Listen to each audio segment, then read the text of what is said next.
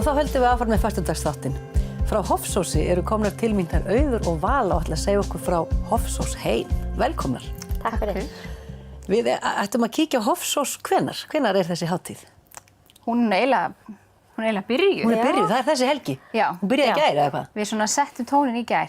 Já, það var fólk skreitti í húsin og göturnar. Erum við að tala litaða þemu? Já. Hver gat á sinn lit og sveitin má reynda skreita eftir sínu höfði. Já, þú býrð ekki á Hofsósi, þú býrð í sveitinni, en þú býrð á Hofsósi. Já, í Fjólubláugötunni. Í Fjólubláugötunni, já. Og er mikið metnaður í skreitingunum? Já, ég myndi segja það. Það er svona pínu misjafnt eftir götum hvað fólk er að taka þetta alvarlega. Við ætlum að búum á þannig stað að við sumargötur eru mörg sumarhús. Já. Hofsós er svona pínu sumarbústaðar nýlenda.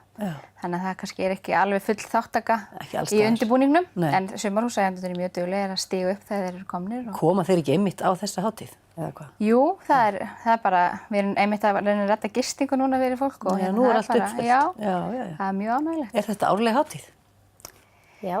Já, sko uppruni, þetta er dálítið löng saga, uppruni hátíðarinnar er í rauninni annar. Og lengri því að Jónsmessuhátíð var alltaf haldin á Hofsósi og hefur verið haldin í mörg ár af mjög öflugri nefnd. Þannig við erum kannski pínu bara svona að taka við keflinu, myndum við segja það? Já. Að Jónsmessuhátíðin sé að breytast í svona bæjarhátíð sem heitir Hofsós heim. Þetta er fyrsta árið sem hún heitir þetta og þetta var alltaf semst Jónsmessuna og bara svo valdi ekki sem ruglingi að þetta var verið að færa þetta svona aðeins til. Þannig að til að valdi ekki ruglingi á dagatalinu og fólk var að bóka vitlaus og helgi og eitthvað svona, þá ákveðu bara að skipa réttu nafn og rjúfa þessa tengingu. Og eru þið báðar í svona undirbúningsnefndinni? Já.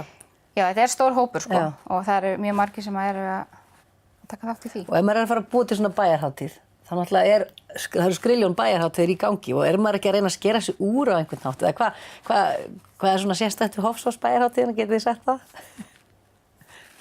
Svara þú.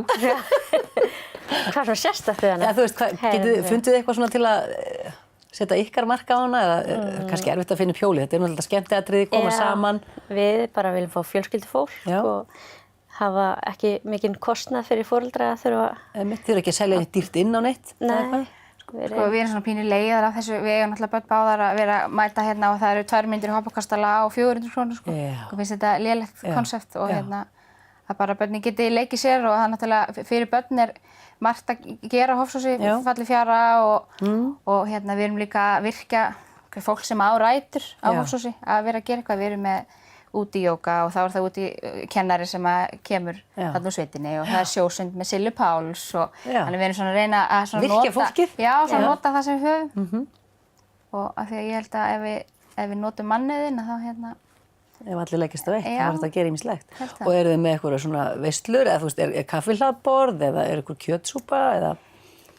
Já, við vorum að grill í gær, fólk skreitti göturnar sínar og kom svo í grill, kom bara kjöt og grillið og við nefndin vorum með meðlæti. Já, var góð þáttaka? Já, það var örugglega 70 manns.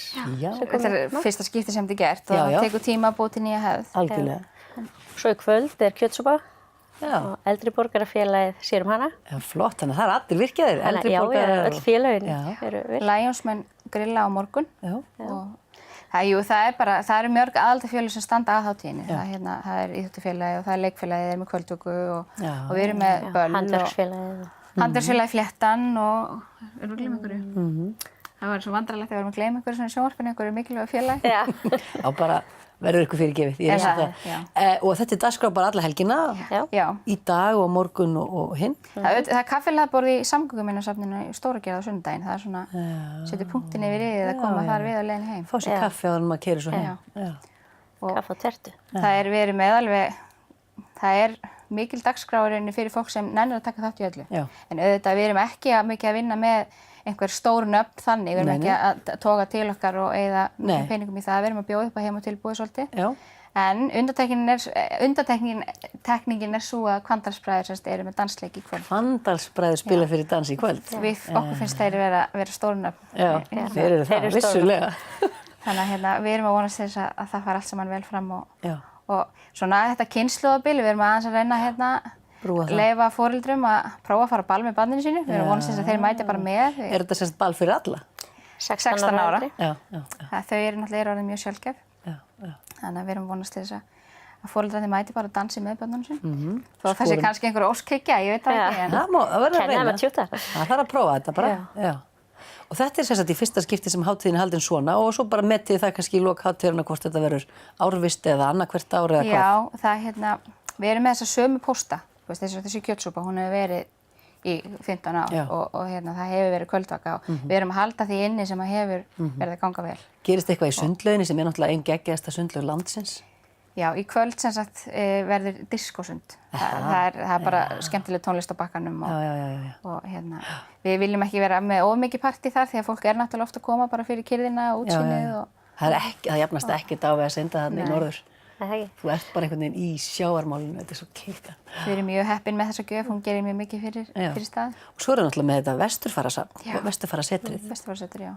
Er það eitthvað opið um helgina? Það er náttúrulega opið alla daga og bara opnum tími það trekkir svolítið að. Já, ég hugsa það.